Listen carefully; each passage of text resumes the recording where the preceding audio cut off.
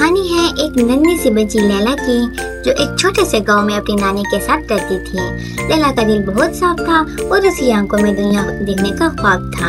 वो परिंदों से बातें करती, फूलों को चूमती।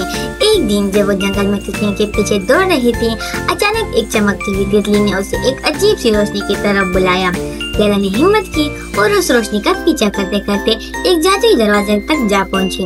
वो दरवाजा सिर्फ उसके लिए खुला क्योंकि लैला का दिल सच्चा था। दरवाजे के उस पार एक निराली दुनिया थी, जहाँ फूल बातें करते थे, बादल झूले देते थे और हर तरफ खुशबू और जादू बिखरा हुआ था।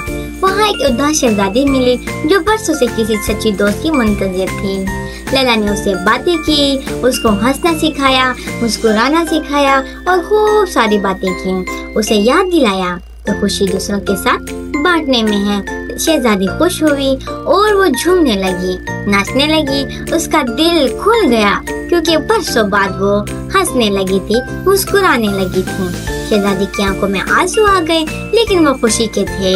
शहजादी ने लैला का शुक्रिया अदा किया और लैला ने शहजादी को खुश होते हुए देखा तो उसने तालियां बजाई और खुशी से वो भी झूम उठी।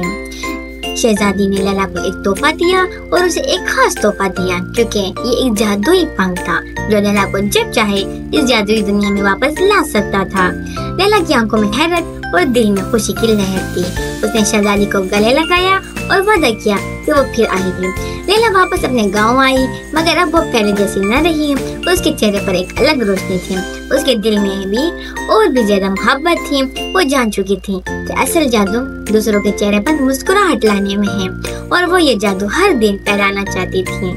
हम सब के अंदर एक लैला होती है, बस हिम्मत, सच्चाई और मोहब्बत से इसको जगाने की जरूरत है। तो क्या आपने अपने दिल की लैला से मिले हैं? मीनू के साथ रहिए, लाइक कीजिए, सब्सक्राइब कीजिए।